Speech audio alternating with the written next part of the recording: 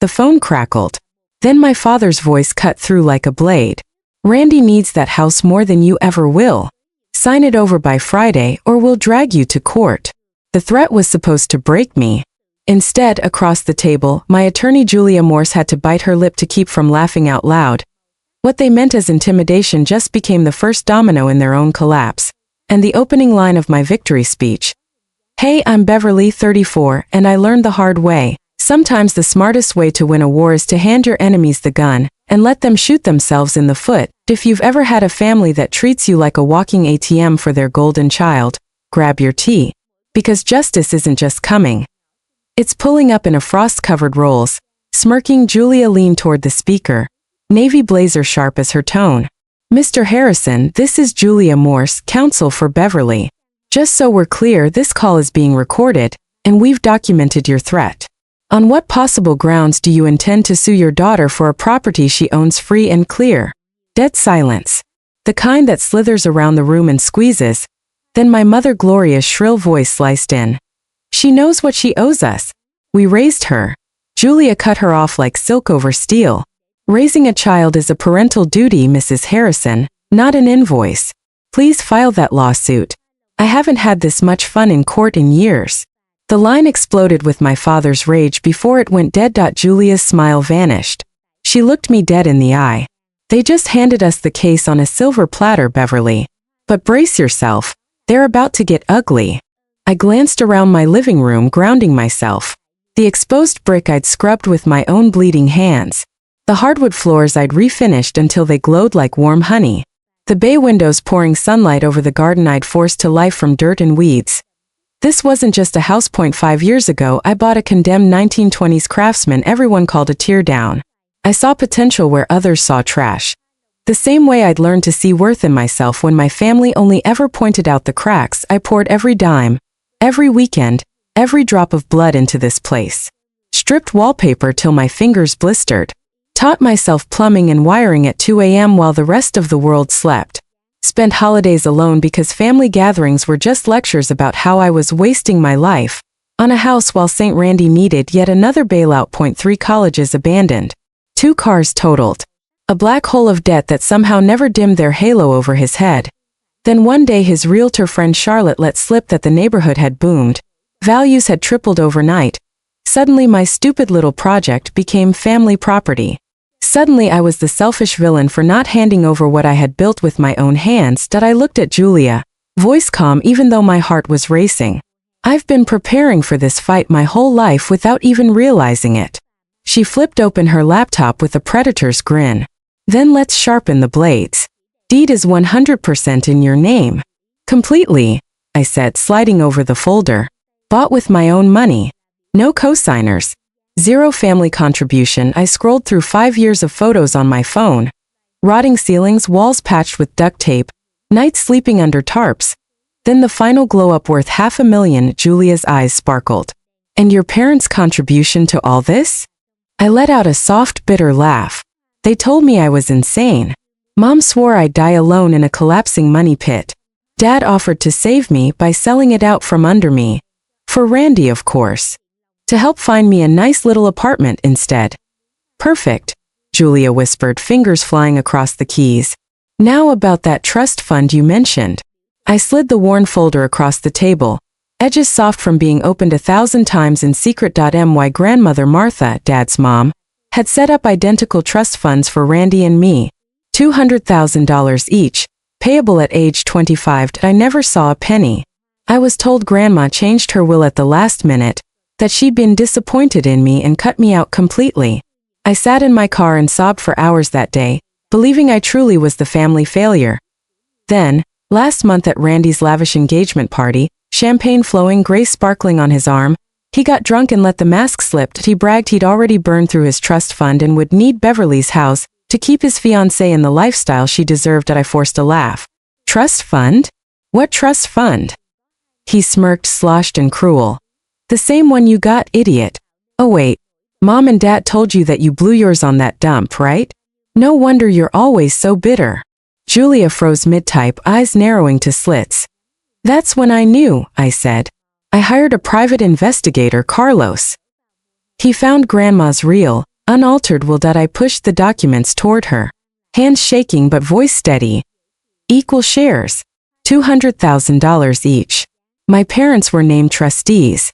They paid themselves my portion and lied to my face for 9 years, funneling every dollar into Randy's endless black hole. Julia's face turned to granite. This is felony fraud. There's more, I said, almost smiling now. For the last 5 years they've been claiming me as a dependent on their taxes while I've been fully employed and living on my own. Tax fraud layered on top of theft. Julia leaned back, a dangerous gleam in her eye. They really thought the quiet daughter would never fight back. They thought I'd stay the same scared girl who once believed she deserved nothing. Their greed woke me up. If they'd stopped at stealing the inheritance, I might never have known. But trying to take the house I built with my own hands? That crossed a line they can never uncross. Julia snapped her laptop shut. Here's the plan. We let them file their ridiculous lawsuit. In discovery we demand every financial record they've got. Then we countersue for the stolen trust fund plus interest, file criminal complaints for fraud, and send a nice fat package to the IRS about those fake dependents. What about Randy? He lived off stolen money and helped try to steal your house. Ignorance isn't a defense when you're the one cashing the checks. 3 days later they made good on the threat.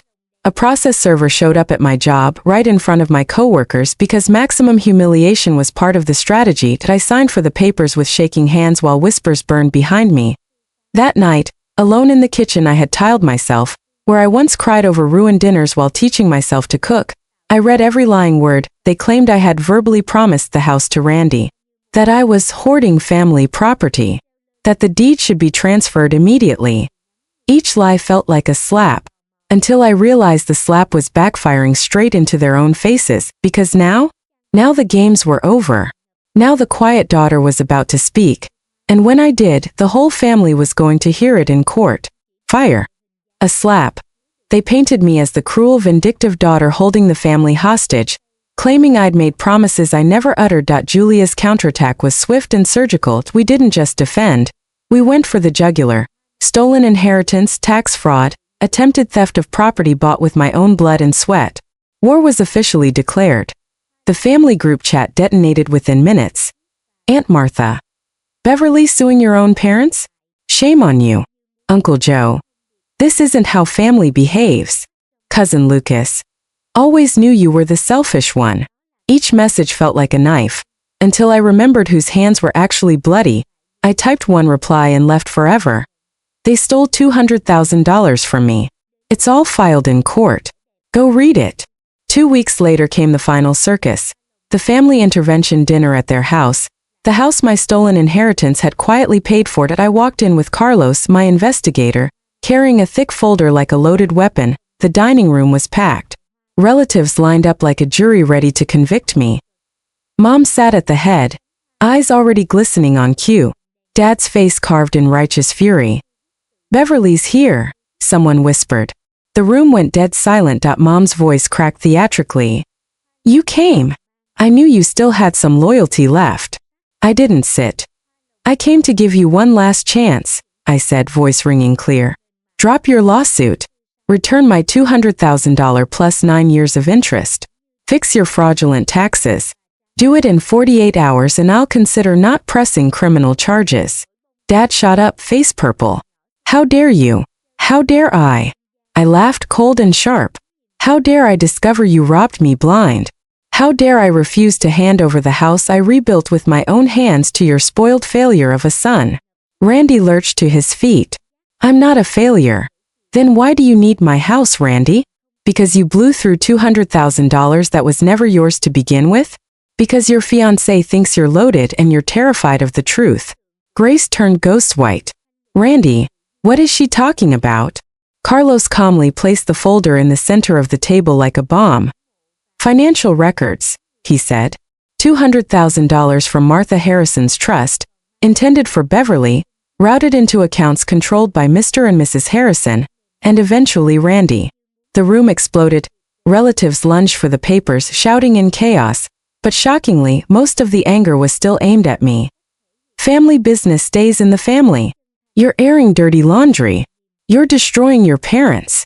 I slammed my palm on the table so hard the silverware jumped. Family doesn't steal.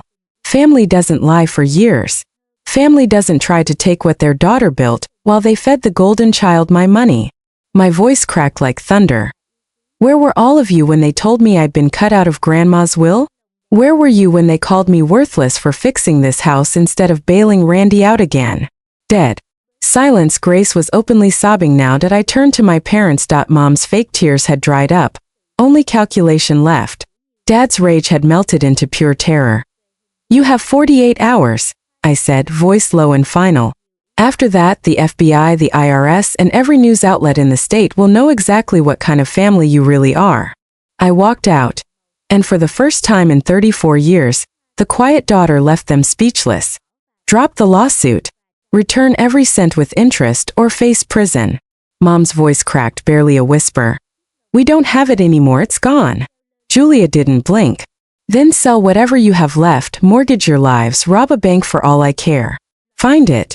Because the alternative is federal prison for tax fraud and state prison for theft.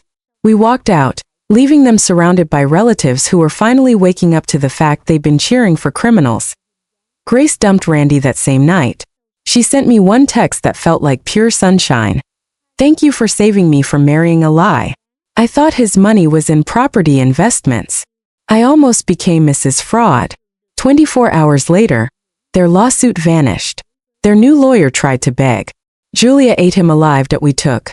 Full inheritance plus 9 years of interest, signed confession on the tax fraud, amended returns filed with the IRS, permanent no-contact order enforced by the court. The IRS penalties crushed them. They sold the big house, half of it built with my stolen money anyway. Randy moved into their spare bedroom, engagement shattered, reputation in ashes. The golden child finally looked exactly like what he'd always been. Broken. 6 months later, while I was watering the garden they once mocked, a certified letter arrived. It was from Grandma's estate attorney, Caleb Morrison. He'd seen the public court filings and tracked me down. Grandma had hidden one last gift they could never touch. Her private journals plus a secret account they never knew existed. In shaky handwriting, a month before she died, she'd written, "If you're reading this, my darling Beverly, they tried to steal from you. They always feared your strength. I saw the woman you would become. The house you build with your own hands will outshine any money I could give. But take this too, and live free of their shadow forever." That secret account had grown to almost $50,000. I paid off the final renovation loan and built the glass greenhouse I dreamed of for years. Today my craftsman stands proud, paid for twice over, once by my sweat, once by their greed. The relatives who took their side? Gone. Good riddance. The ones who were also pushed away? Their family now built on truth, not guilt. Randy still sends pathetic begging texts. I leave him on read. My parents live in a cramped apartment. Golden years turned to rust by their own choices. They thought a lawsuit would scare me back into the scared little girl I once was. Instead, their threat became my freedom papers. Julia was right to laugh that day on speakerphone. The joke was never on me.